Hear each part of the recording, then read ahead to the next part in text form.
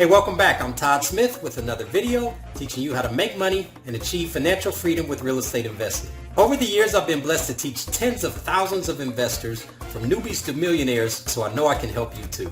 But before we get into today's topic, if you haven't done so already, I just want to remind you to check out my free 90-minute online training class about how to buy houses without cash or credit at realestateCashflowSecrets.com. I'll put that link and maybe some other resources in the description for this video. If you're watching this video on YouTube, then go ahead and hit the subscribe button below this video. And for some reason, YouTube made it harder. So after you hit subscribe, you got to hit the bell and then you got to hit all to make sure that you don't miss out on any of the money-making information that I have to share with you, because I do upload videos regularly. Fair enough? All right, let's get started. In this video, I'm going to talk to you about why you don't need or want partners to invest in real estate. So the first question is, why do people think that they need partners or think that they want partners? It's usually because they think that they need to combine cash, they need to combine skills, and usually it's a little bit of both. So the skills they think they need to combine, it might be repair skills, it could be leg work, it could be office work, those kind of things. The problem with that is that it creates a problem with division of labor. So you think, oh, well, I thought you were going to do, no, I thought you were going to do, and then it just becomes a constant battle of, I thought you were going to do this. And the whole problem is that you're dependent on somebody else.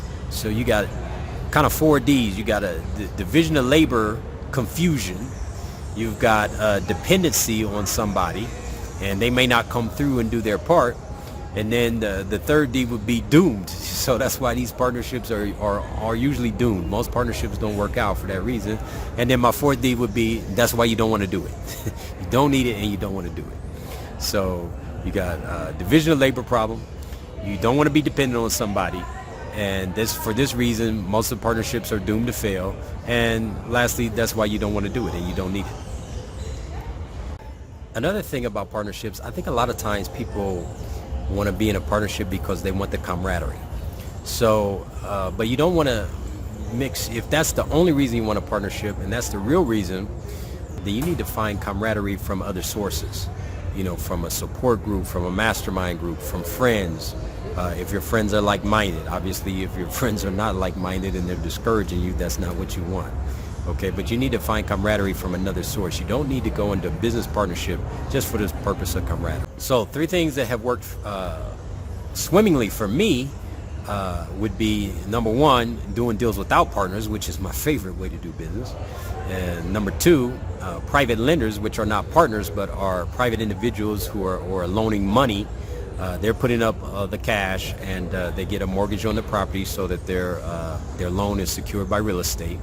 And then the third thing would be a partnership where I'm the expert and then I have a money guy. So, and I'll talk a little bit about those. So my first favorite way, like I said, is to do business without partners. And doing that, I'm using, and again, I'm not using partners, I'm not using cash, I'm not using credit. And those are dealing with, number 1, wholesaling, where I'm buying a property cheap, selling it cheap to another investor. And number 2, where I'm using lease options, where I'm controlling the property like a tenant, but I have all the powers of a buyer. And number 3 would be where I'm taking over the deed, taking over the seller's payments, where the loan is staying in their name and the property is transferring to my name. And then number 4 is seller financing, which covers so many different things because it's basically I'm turning the seller into my bank, so we can get as creative as we want to be. So those are my 4 favorite methods of dealing without cash or credit, not using partners.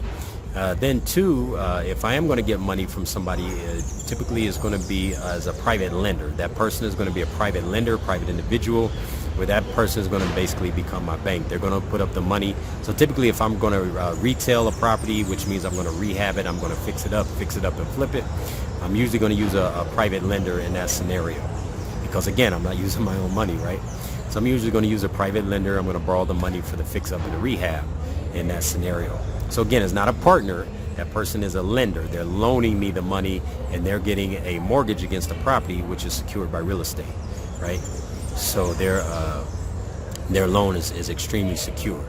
And then now on the rare occasion where I would use a partner, it It would be where there's not going to be a division of labor problem because I'm going to be responsible for all the labor.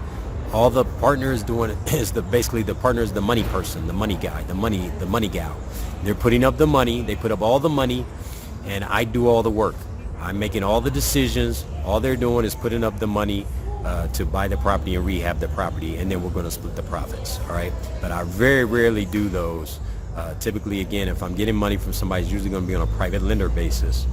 And but my preference is not to even deal with that at all, and just use the 4 techniques that I talked about: wholesaling, lease options, getting the deed, and seller financing. So, all right. Hope you guys enjoyed this video. I'll see you in the next video. Hey, thanks again for watching, and don't forget to check out any additional resources that I might have for you in the description section of this video. If you like this video, then show me some love with a heart on Facebook or a thumbs up on YouTube, and leave a comment below to let me know how the video helped you. If you have any real estate investing questions, go ahead and write those in the comments below, and it just may become the topic of my next video. If you know anybody else that might benefit from this video, then go ahead and share it. Be sure to check out my upcoming videos, and until next time, may all your parents have rich children, and may all your children have rich parents.